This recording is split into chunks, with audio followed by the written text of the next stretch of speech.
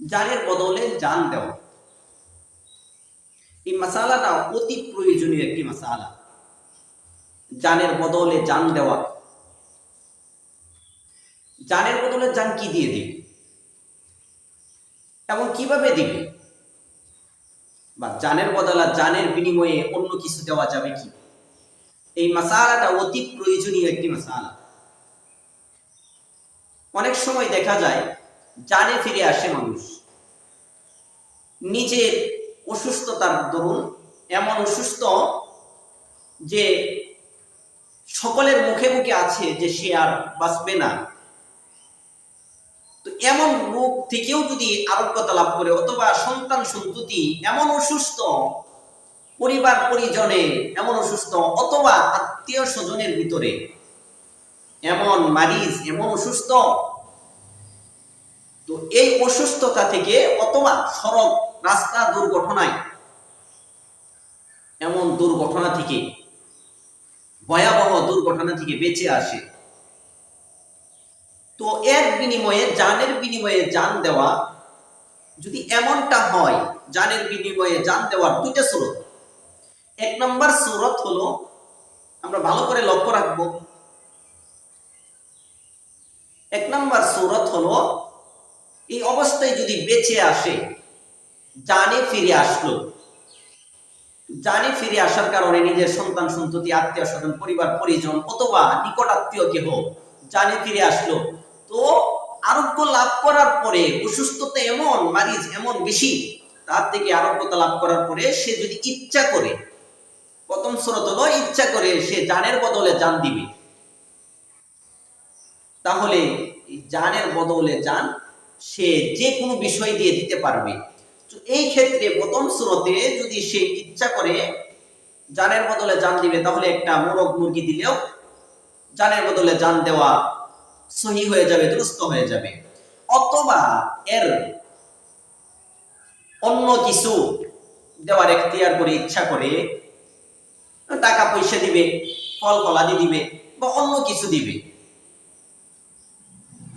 তাহলে এই ক্ষেত্রে দেওয়া দিতে পারবে, এই ক্ষেত্রে কোনো শর্ত নাই।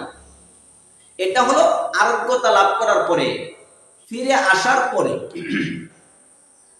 মুমূর্ষু অবস্থায় থেকে ফিরে সুস্থতার আরোগ্য লাভ করেছে, এখন ইচ্ছা করলে সে দিতে পারবে, যে কোনো কিছু দিয়ে জানের সদকা, জানের বদলে জান দিতে পারবে। টাকা পয়সা হোক, অন্য কিছু হোক, একটা মোরগ হোক, চতুষ্পদ জন্তু হোক, খাসি হোক, যে কোনো দিয়ে, এটা হলো এখতিয়ার তার উপর, ইচ্ছাধীন, সে যে যা ইচ্ছা তাই দিতে পারবে। দ্বিতীয় সূরত যেটা, এটাই আমাদের সমাজে অতি বেশি, আমাদের সমাজে প্রচলিত, সেটা হলো অনেক সময় নিজের পরিবার অথবা সন্তান সন্ততি, নিকট আত্মীয়, বাবা মা, নিকট আত্মীয় অনেক অসুস্থ থাকে, সড়ক দুর্ঘটনায় থেকে বেঁচে যায়, অথবা অসুস্থ এমন বাঁচার কোনো সম্ভাবনা নাই, তো বলে থাকে যে যদি অমুক ব্যক্তি বেঁচে যায়, তাহলে বেঁচে থাকে, সুস্থতা লাভ করে আরোগ্য হয়, বিপদটা যদি আমার কেটে যায়,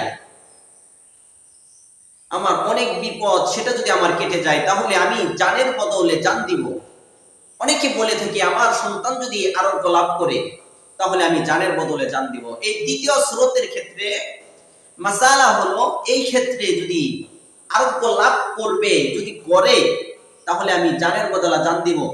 তাহলে এই ক্ষেত্রে মাসালা হলো, চতুষ্পদ জন্তু, হালাল চতুষ্পদ জন্তু যেগুলা দিয়ে কুরবানি করা যায়, এমন হালাল চতুষ্পদ জন্তু দিয়ে জানের বদলে জান দিতে হবে। সর্বনিম্ন একটা খাসি বা ছাগল জানের বদলে জান দিয়ে দিতে হবে, অথবা এর পরিমাণ জানের বদলে জান দিয়ে দিবে, এর পরিমাণ টাকা দিতে হবে। গরিব দুঃখীদেরকে এই চতুষ্পদ জানোয়ার সর্বনিম্ন হলো ছাগল বা খাসির পরিমাণ দিয়ে দিবে, বা এই পশুটাকে ক্রয় করে এই পশুর গোশত নিচে জবাই করে, অথবা পরিপূর্ণ জীবিত যেটা, এটাকে দিয়ে দিতে হবে। তাহলে আমরা বুঝতে পারলাম, এক নম্বর সূরত হলো সুস্থতা আরোগ্য লাভ করেছে, জানে ফিরে আসছে, তো প্রথম শরত হলো যে কোনো দিয়েই জানের সদকা দিতে পারবে। তো চতুষ্পদ জানোয়ার হোক অথবা মোরগ মুরগি, যে কোনো বস্তু দিয়ে জানের সদকা দিতে পারবে। দ্বিতীয় নম্বর কথা হলো, যদি শর্ত লাগায় রাখে যে যদি সুস্থতা লাভ করে, আরোগ্য লাভ করে জানে ফিরে পাই, তাহলে আমি জানের বদলা জান দিব, এই ক্ষেত্রে চতুষ্পদ জানোয়ারে দিতে হবে। আর জানের বদলে জানের যে পশুটাকে দেওয়া হবে এটা নিজেরা খাওয়া যাবে না, এটা সদকা করে দিতে হবে। এটার হকদার হলো গরিব দুঃখী, গরিব যারা, মিসকিন যারা, তারা হলো হকদার, তাদেরকে দিয়ে দিতে হবে।